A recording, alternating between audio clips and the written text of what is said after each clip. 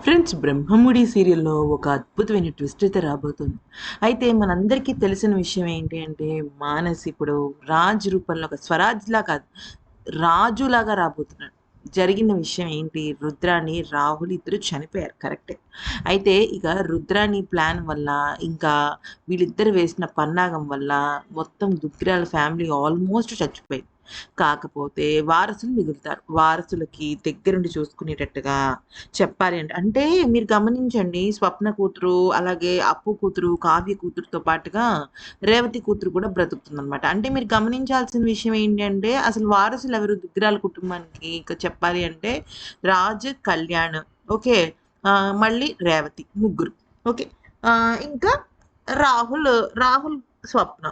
రాహుల్, స్వప్న వారసులు కాకపోయినప్పటికీ కూడా వాళ్ళని కూడా మనం సెకండ్ జనరేషన్ కింద ఏస్తాం. అంటే వాళ్ళ రాజు వాళ్ళ నాయనమ్మ, తర్వాత రాజు వాళ్ళ నాన్న, తర్వాత రాజు తర్వాత ఇప్పుడు రాజు కూతురు. సో, దాదాపుగా దుగ్గిరాల కుటుంబం అంతా చచ్చిపోయింది కదా! అయితే ఇప్పుడు వారసులు మిగిలారు కదా! వారసులు ఏమవ్వబోతున్నారంటే, మనం ఇక్కడ చూసినట్టయితే మనకొక విషయం క్లారిటీగా అర్థమవ్వాలి ఫ్రెండ్స్. అదేంటి అంటే, ఆహ్, ఈ రా ఈ ఈ రుద్రాణి కూతురుంది గదా! ఆహ్, అదే ఆ రేఖ. ఆ రేఖ పాపం అస్సలు మొత్తం కుటుంబాన్నంతా చిన్నాభిన్నం చేసేసి, ఇక అపర్ణని, అలాగే అపర్ణ భర్త, భర్తని, పిల్లల్ని అందరిని కూడా వాళ్ళ ఇంట్లో పనివాళ్ళలాగా చేసేసింది. ఒంటరి ఆడదయిపోయింది గదా అపర్ణ! ఇంకేం చేయడానికి కూడా లేదు. కానీ ఇప్పుడు చిన్నగా ఉన్న రాజ్ కాస్త, అంటే ఈ బాబు పేరు యాక్చువల్లీ ఈ అబ్బాయి ఒరిజినల్ పేరు కూడా స్వరాజ్. ఎందుకంటే రేవతి ఉంది గదా! రేవతి ఎవరనుకుంటున్నారు మీరు? అపర్ణ కూతురు. డ్రైవర్‌ని పెళ్లి చేసుకుందని పక్కకెళ్ళిపోయింది గదా! ఇప్పుడు ఈ బాబు స్వరాజ్ మన రాజులాగా మారిపోతాడనమాట. అయితే పేరు గూడా రాజు అనే పెట్టుకుంటారు. యాక్చువల్లీ ఈ అబ్బాయికి గతం గుర్తు రాదు. ఆ సమయంలో జరిగిపోయిన ఇదంతా గుర్తు రాదనమాట. అలాగే ఉండిపోతుంది. ఇంకా గతం గుర్తు చేస్తే అతని సున్నిత మనస్సు ఇంకా పాడైపోతుందని వాళ్ళ అమ్మానాన్నలు కూడా గుర్తు చేయరు. ప్లస్ ఇతను పెంచుకుంటున్న తల్లిదండ్రులు ఉంటారు చూసారా? వాళ్ళ అమ్మకి ఈ అబ్బాయి అంటే ఇష్టం. అంటే చిన్న పిల్లాడు కదా పాపం. ఇప్పుడు తల్లి మనసు కదా! అయి తెలియకుండానే ఈ బాబుకి దగ్గరైపోతుందనమాట. అయితే ఏమవుతుంది ఇక, దుగ్గిరాల కుటుంబంలో ఉన్న పెద్ద ప్యాలెస్‌లోనే వాళ్ళుంటున్న ప్యాలెస్‌లోనే వాళ్ళిప్పుడు పనివాళ్ళుగా ఉంటున్నారు. నిజం చెప్పాలి అంటే స్వరాజ్ అంటే ఈ బాబు, రేవతి రేవతి కొడుకని, వాళ్ళ అమ్మమ్మ దుగ్గిరాల ఫ్యామిలీలో అపర్ణని, ఇవన్నీ మర్చిపోయాడు ఈ బాబు.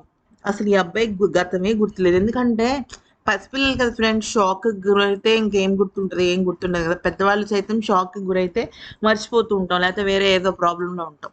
అయితే ఏమవుతుంది, ఈ అబ్బాయే రాజుగా మారతాడనమాట. అయితే మారిన తర్వాత ఏమవుతుంది, ఒకానొక దశలో ఈ అబ్బాయి వాళ్ళ కుటుంబాన్ని చూసినా కూడా ఎక్కడో చూసాను నేను. తనకేదో గుర్తొస్తూ ఉంటాయి. అంటే చిన్నప్పటి రోజుల్లో తాతయ్య, నానమ్మ, అమ్మమ్మ, ఇలాగ మామయ్య, ఇలా రకరకాలుగా మాట్లాడుతుంటాడు గదా! అవన్నీ గుర్తొస్తుంటాయి రాజ్‌కి. కానీ తను గమనించలేకపోతూ ఉండుంటాడు. కానీ మ్యాటర్ ఏంటంటే, ఒకరోజు అంటే ఇప్పుడు వీళ్ళిద్దరు బావ మరదళ్ళు కదా! ఈ బావ మరదళ్ళే దుగ్గిరాల కుటుంబాన్ని మళ్ళీ తిరిగి తీసుకొస్తున్నారనమాట. అంటే ఈ సీరియల్ ఇంకా నెక్స్ట్ లెవెల్‌కెళ్ళబోతుంది. ఇప్పటివరకు ఏంటి, ఒక రుద్రాణియే విలన్. ఇప్పుడు రేఖ కూడా విలన్ అయింది. పరిస్థితులు విలన్ అయ్యాయి. వీళ్ళిద్దరు కలవాలి. 'బ్రహ్మముడి' సీరియల్‌లో ఫస్ట్ రాజ్, కావ్య గురించి, కళావతి గురించి చెప్పాలి అంటే, నిజం చెప్పాలి అంటే, అయితే ఇంకా ఆహ్, అంటే ఇప్పుడు విలన్స్ పెరిగారు. రుద్రాణి కూతురే కాకుండా రుద్రాణి కూతురు మొగుడు, వాళ్ళ వదిన, అందరూ ఆ ఫ్యామిలీ మొత్తం దృశ్యత్రయంలాగా వస్తూనే ఉన్నారు కదా! సో, ఈ బావ మరదళ్ళు ఇద్దరే కలిసి సూపర్‌గా నడిపించబోతున్నారు. అయితే ఇప్పుడు ఏమవుతుందంటే, వీళ్ళ కథ వేరేలాగా తీసుకెళ్తున్నారు. 'బ్రహ్మముడి' సీరియల్ అసలు ఫస్ట్ ఎలా స్టార్ట్ అయింది? ముసుగేసుకుని పెళ్ళే గదా! అసలది నిజం చెప్పాలంటే సీరియల్స్‌లో నా భూతో నా భవిష్యత్. అయితే ఒకరోజు ఏమవుతుందంటే, శరత్ మామూలుగా వెళ్తుంటాడు వీల్ చైర్‌లో. వాళ్ళ అపర్ణ తీసుకొస్తుంటుంది. ఈలోపు ఏమవుతుందంటే, తనకి కళ్ళు తిరిగి ఆ వీల్ చైర్‌ని వదిలేస్తదనమాట. అయితే వీల్ చైర్‌ని వదిలేసినప్పుడు తనకి కాళ్ళు పనిచేయవు కదా! ఇంక అలా వెళ్తూ ఉంటే తనేం చేస్తాడంటే, రాజు ఆపుతాడనమాట. రాజు చూసి, "ఏంటి పెద్దాయనా, సరిగ్గా నీ వెనకాల ఎవరు లేరా? చూసుకోవాలి కదా ఎవరో ఒకళ్ళు అంటే, నాన్న రాజ్, స్వరాజ్" అంటుంటాడు. నా పేరు రాజ్ అని నీకెలా తెలుసు పెద్దాయన అని కొంచెం వేష, భాష అంతా మారిపోతుంది. అయితే ఇంకా శరత్‌కి దిమ్మ తిరిగిపోద్దనమాట. అలాగే ఇదే విషయాన్ని అపర్ణకి కూడా చెప్తాడు. "అపర్ణ నేను రాజుని చూసాను అపర్ణ. నేను రాజుని చూసాను అపర్ణ" అని చెప్పేసి అంటే, "మీరంటున్నది నిజమా అండి?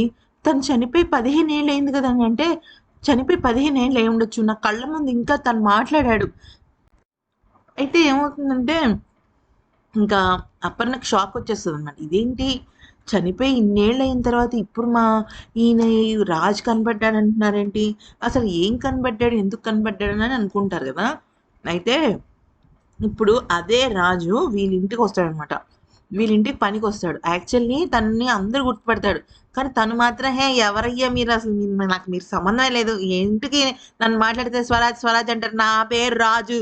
రాజు నా పేరు అంటుంటాడు. మాస్ కదా! పాపం చిన్నప్పటి నుంచి లేబర్ ఏరియాలో పెరుగుతాడు. అలాగా కథ మొత్తం యూటర్న్ తిరగబోతుంది ఫ్రెండ్స్. అయితే మ్యాటర్ ఏంటంటే అలా వీళ్ళ ఇంటికొచ్చినప్పుడే వీళ్ళిద్దరు ప్రేమలో పడతారనమాట. అయితే ఇక పరిస్థితి చూస్తాడు. అక్కడ కావ్యని ఎంతలాగా ఏడిపిస్తున్నారు అందరని. ఎందుకంటే కావ్య తెలివైంది కావచ్చు. ఆ పరిస్థితులు చక్కబెట్టొచ్చు. కానీ మన రాజ్ మహా తెలివైనవాడు. ఎందుకంటే బతక నేర్చినవాడు. ఒకప్పుడు రాజు ఎలా ఉండేవాడు? అంటే తను ఒక పెద్ద కోటకి మహారాజు. కానీ ఈ అబ్బాయి అలా కాదు. కింద నుంచి పైకొచ్చాడు. లేబర్ కాలనీ నుంచి కూడా పాపం నీళ్లు పట్టుకోవడానికి కూడా ఫైట్ చేయాల్సిన జీవితం. అలాంటి వ్యక్తికి చాలా అంటే చాలా ఇది ఉంటాయి కదా! సో, అది విషయం. ఈ వీడియో గనుక నచ్చినట్టయితే లైక్ చేసి సబ్స్క్రైబ్ చేసుకోండి ఫ్రెండ్స్. అప్డేట్స్ కోసం ఖచ్చితంగా లైక్ చేయండి, షేర్ చేయండి.